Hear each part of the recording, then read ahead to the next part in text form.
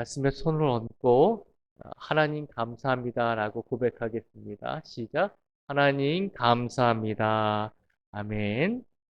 이번 한 주간도 우리를 지켜주신 하나님의 은혜에 오늘도 감사할 수 있는 우리 모두가 되기를 축복을 드립니다. 오늘 역대상 10장 말씀에 보면 안타깝게도 사울 왕이 이스라엘의 초대 왕이 이제 마지막의 모습을 우리에게 보여주고 있습니다. 하나님께서 세우신 사울 왕은 이스라엘의 초대 왕이었지만 그가 말년에는 하나님을 따르지 않아서 결국에는 블레셋과의 전쟁을 통해서 사울이 죽게 되는 것을 우리에게 보여주고 있습니다. 그런데 사울이 마지막 죽음을 맞이할 때 그 죽음이 좀 편안한 죽음이 아니라 스스로 목숨을 끊는 그런 안타까운 죽음을 우리에게 보여주고 있습니다. 그래서 10장 앞부분에 보면 사울이 블레셋과의 전쟁에서 스스로 목숨을 끊는 것을 우리에게 보여주고 있습니다. 그런데 블레셋 민족이 사울이 죽은 그 몸을 가지고 이제 모욕을 하기 시작했죠. 장례를 치러주는 것이 아니라 죽은 사울 왕의 몸을 가지고 이제 자신들이 섬기는 이방 신 다곤이라고 하는 신전에 그 몸을 시신을 갖다 놓고 조롱하기 시작했습니다. 그래서 아무도 사울과 그리고 그의 아들들의 죽은 몸을 장례 치르지 않고 있을 때 오늘 본문 11절과 12절 말씀에 보면 사울 왕과 그의 아들들을 장례한 사람들이 있습니다. 11절과 12절을 같이 한번 읽어보겠습니다. 11절과 12절입니다. 시작. 길르앗 야베스 모든 사람이 블레셋 사람들이 사울에게 행한 모든 일을 듣고 용사들이 다 일어나서 사울의 시체와 그의 아들들의 시체를 거두어 야베스로 가져다가 그곳 상수리 나무 아래에 그 해골을 장사하고 7일간 금식하였더라. 아멘. 사울의 죽은 몸을 장례 치른 사람들은 누구냐면 11절과 12절 말씀에 보면 길르앗 야베스에 살고 있는 이스라엘 사람들이 그 누구도 하지 않던 사울의 죽은 몸을 그리고 그의 아들들의 시체를 가져다가 장례를 치러 주었다는 것입니다. 그러니까 이것은 이스라엘 백성들인 이 길르앗 야베스 사람들이 적어도 아무도 자신들의 왕이 죽었음에도 불구하고 그 왕의 시신을 수습하지 못하고 있는 상황 속에서 목숨을 걸고 이 사울 왕과 그의 자녀들의 시체를 가져다가 이제 잘 장례를 치루어 주었다는 것이죠. 우리가 11절, 12절 말씀을 보면 왜 이스라엘 사람들 중에서 많고 많은 이스라엘 사람들이 있는데 유독 길르앗 야베스에 살고 있는 이스라엘 사람들이 사울 왕의 장례를 치루어 주었는가? 그 이유가 뭘까라고 생각을 해보게 됩니다. 그 이유는 아주 간단합니다. 사울 왕이 처음으로 왕이 되었을 때 처음으로 어, 이방 민족과의 전쟁이 암몬 민족과의 전쟁이었거든요. 근데 그 암몬 민족이 어디로 쳐들어왔냐면 길르앗 야베스 지역으로 쳐들어왔습니다. 그러니까 사울 왕이 처음으로 왕이 되어서 이스라엘 백성들을 구한 전쟁이 암몬 전쟁인데 그때 사울 왕이 이 길르앗 야베스 지역의 사람들을 목숨을 걸고 지켜줌으로 도와주었기 때문에 그 은혜를 갚게 된 것입니다. 그러니까 얼마나 이 길르앗 야베스 이 지역에 살고 있는 사람들이 얼마나 큰 고마움이 있었겠어요. 사울 왕이 되어서 처음으로 우리 지역의 사람들을 지켜주고 생명을 지켜주었다는 것이죠. 그 고마움이 있어서 사울 왕이 죽었을 때 아무도 사울 왕의 장례를 치르지 못하고 있을 때 목숨을 걸고 사울 왕의 장례를 치러주게 된 것입니다. 우리가 이 사울 왕이 이 길르앗 야베스 사람들을 구해 주었을 때 그 사건의 내용이 이제 사무엘상 11장에 나오고 있거든요. 그런데 그때 사건을 가만히 저희가 되돌아보면 이 사울 왕이 길르앗 야베스 사람들을 구해 줄 때 왕이 처음으로 되었을 때, 그때 이제 처음으로 임한 전쟁이라고 말씀을 드렸잖아요. 이 길르앗 야베스 사람들을 구해줄 때 그냥 인간적인 어떤 혈기로 그들을 도와준 것이 아니라 사무엘 11장에 보면 사울에게 하나님의 영이 임했다라고 되어 있습니다. 그러니까 이 사울 왕이 하나님의 영이 임하셔서 암몬과의 전쟁을 치르게 되었고 하나님의 영이 임하셔서 하나님의 영이 함께 하셨기 때문에 길르앗 야베스 사람들을 도와주고 생명을 구해줄 수 있게 되었다는 것이죠. 그러니까 사무엘상 11장에 보면 그 사건이 나오는데 그때는 사울 왕이 처음 왕이 되었을 때는 하나님의 영이 함께 했다라고 기록을 하고 있거든요. 그런데 오늘 본문 말씀 역대상 10장에 보면 안타깝게도 블레셋 민족과의 전쟁에서 죽을 뿐만 아니라 그 죽는 과정이 스스로가 자신의 목숨을 끊잖아요. 왜 그렇게 되었을까라고 생각해 보게 됩니다. 처음 왕이 되었을 때는 하나님의 영이 함께했던 사울 왕이다라고 그렇게 성경은 기록하고 있는데 그의 말년에는 결국 하나님께서 주신 생명까지도 스스로 어, 죽을 정도로 그렇게 믿음이 큰 차이를 보이고 있잖아요. 그래서 결국 왜 사울이 이렇게 말년에는 이런 믿음을 가지고 스스로 죽을 수밖에 없었는가라고 생각을 해볼 때 사울이 죽은 이유를 13절과 14절의 말씀을 통해서 선포하고 있습니다. 우리 13절과 14절의 말씀을 같이 한번 읽어보겠습니다. 시작. 사울이 죽은 것은 여호와께 범죄하였기 때문이라.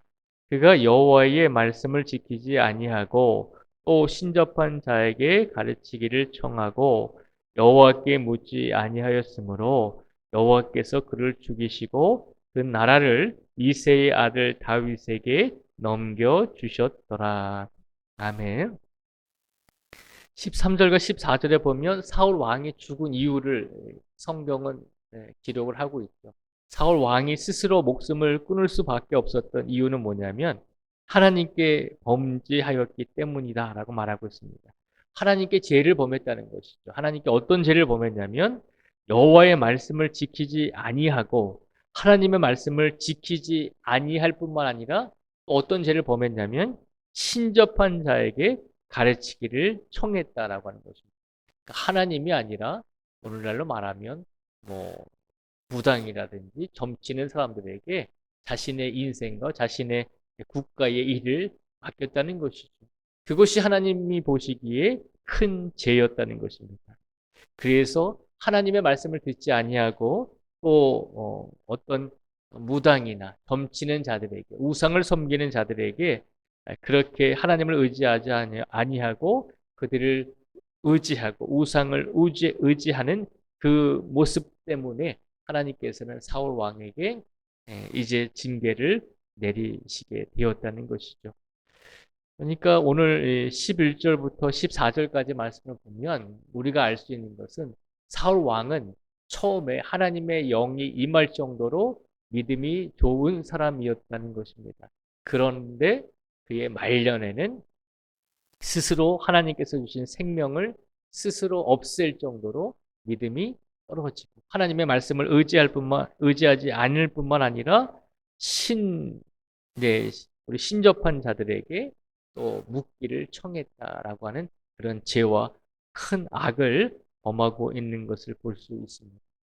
사울의 인생을 보면 우리가 한 가지 기억해야 할 것은 그의 믿음이 한결같지 않았다는 것이죠. 그렇잖아요. 왕이 될 때는 하나님의 영이 임할 정도로 뜨거운 믿음을 가지고 있었는데 그가 죽을 때는 하나님의 말씀도 의지하지 않고 우상을 섬기는 사람들에게 의지할 정도로 그가 큰 죄를 범할 정도로 그의 믿음과 그의 신앙이 옳지 않았다는 것이죠. 그래서 오늘 말씀을 통해서 우리가 한 가지를 기억하기를 원합니다. 그것은 뭐냐면 우리의 믿음은 우리가 좋을 때, 우리의 믿음이 뜨거울 때 그 믿음이 평생을 가면 좋잖아요. 그렇게 되면 가장 좋은데 현실적으로 우리의 믿음이 한결같지 않을 수 있다는 것을 기억하라는 것입니다. 우리의 믿음이 가장 좋을 때 그 좋은 믿음이 평생을 가면 좋겠지만 그렇지 못할 때가 참 많이 있다는 것이죠.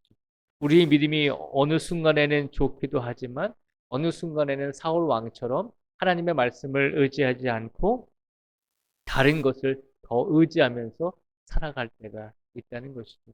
그래서 우리의 믿음을 보면 이렇게 일직선으로 좀 좋은 모습으로 쭉 가면 좋은데 계속 이렇게 떨어졌다가 올라갔다 떨어졌다 올라갔다 그런 그래프의 모양으로 우리의 믿음이 흘러간다는 것이죠. 그래서 오늘 말씀을 통해서 하나님께서 우리에게 다시 한번 주시고자 하는 말씀은 우리의 믿음이 항상 한결같이 하나님을 의지하고 영원토록 하나님의 품에 돌아갈 때까지 뜨거운 믿음을 유지할 수 있으면 좋겠지만 그렇지 못할 때가 더 많다는 것을 기억하라는 것입니다. 그래서 하루하루의 삶을 살아갈 때 우리의 믿음은 더욱더 하나님을 의지하고 더 하나님께 우리의 인생을 맡기면서 살아가야 한다는 것이죠. 내 믿음이니까 내가 마음먹은 대로 언제나 뜨겁고 좋은 믿음으로 유지할 수 있다라고 생각하는 것은 우리가 자만이고 교만한 마음이다라고 하는 것이죠. 우리의 삶 속에서 나의 믿음이지만 우리의 믿음을 한결같이 뜨거운 믿음으로 바른 믿음으로 유지할 수 있는 것은 하나님께 우리의 모든 것을 맡기고 의지할 때 하나님께 우리의 인생을 모든 것을 맡길 때 우리의 믿음까지도 우리의 영혼까지도 우리의 육신까지도 모든 것을 하나님의 손에 맡기며 살아가고자 최선을 다할 때 하나님께서는 우리의 믿음을 한결같은 믿음으로 이끌어 주실 줄 믿습니다. 혹여라도 과거에는 우리의 믿음이 뜨거웠는데 지금은 조금 식은 것 같다라고 생각할지라도 오늘 이 시간 포기하지 마시고 더 하나님께 오늘 하루의 삶 속에서 더 하나님께 내 인생을 내 믿음과 영혼을 하나님께 맡기는 사람이 되겠습니다라고 하는 그런 마음으로 하나님을 더 의지하시면 하나님께서 우리의 흔들리고 한결같지 않은 믿음과 우리의 신앙을 하나님께 맡기면 하나님께서 우리의 믿음을 다시 회복시켜 주시고 더욱더 바른 믿음으로 이끌어 주실 줄 믿습니다. 그 약속을 기억하시고 오늘 하루의 삶 속에서 하나님께 감사하시며 하나님께 모든 영광을 맡기시며 우리의 영육을 맡기고 우리의 믿음까지도 하나님께 맡기심으로 강건한 믿음으로 바른 믿음으로 오늘을 살아내실 수 있는 우리 모두가 되시기를 주님의 이름으로 축복을 드립니다. 기도하겠습니다. 하나님 감사합니다. 하나님께서 오늘 사울 왕의 모습을 통해서 우리에게 한 가지를 일깨워 주셨습니다. 사울 왕이 처음에 왕이 되었을 때는 하나님의 영이 함께 하셔서 암몬 민족을 무찌르고 그리고 길르앗 야베스 지역의 사람들을 구해줄 정도로 그렇게 큰 일을 감당하였습니다. 그런데 사울의 말년에는 안타깝게도 하나님께서 주신 생명을 스스로 해할 정도로 믿음이 떨어졌고 그렇게 비참한 죽음을 맞이할 수밖에 없었습니다. 이 모습을 보면서 우리 사람의 믿음은 한결같지 않을 수 있다라고 하는 것을 일깨워 주셨습니다. 하나님 오늘 이 시간 우리가 겸손하게 기억하기를 원합니다. 나의 믿음이 우리의 믿음이 지금은 누구보다 뜨겁고 누구보다 더 좋은 믿음을 가지고 있다 생각할지라도 우리가 실수하고 자만하게 될 때, 우리가 교만하게 될 때 우리의 믿음은 사울처럼 하나님을 떠나서 하나님의 말씀을 의지하지 않을 수 있는 그런 믿음이 될 수 있음을 기억하게 하여 주시옵소서. 그렇기 때문에 오늘도 우리가 더 하나님께 우리의 모든 것을 맡기고 의지하면서 살기를 원합니다. 우리의 믿음이 좋을 때도 우리의 믿음이 조금 연약해질 때도 항상 하나님께 우리의 인생과 우리의 믿음과 우리의 신앙을 하나님께 맡기기를 원하오니 하나님께서 오늘도 우리 성도들의 영혼과 육신과 모든 삶의 문제들을 이끌어 주시고 해결하여 주시고 하나님께서 주관하여 주실 줄 믿습니다. 아버지 하나님, 어떤 일을 만나든지 나의 힘으로 해결하기보다는 가장 먼저 하나님께 기도하며 하나님께 우리 모든 것을 맡기며 오늘을 살아갈 수 있는 복된 성도들이 되게 하여 주시옵소서. 그 믿음을 가지고 살아갈 때 하나님께서는 모든 성도 한 분 한 분 위에 주님의 크신 은혜와 축복을 더하여 주실 줄 믿습니다. 그 믿음을 가지고 오늘을 살아갈 수 있도록 하나님께서 동행하여 주시기를 간절히 원하오며 예수님의 이름으로 기도드립니다. 아멘.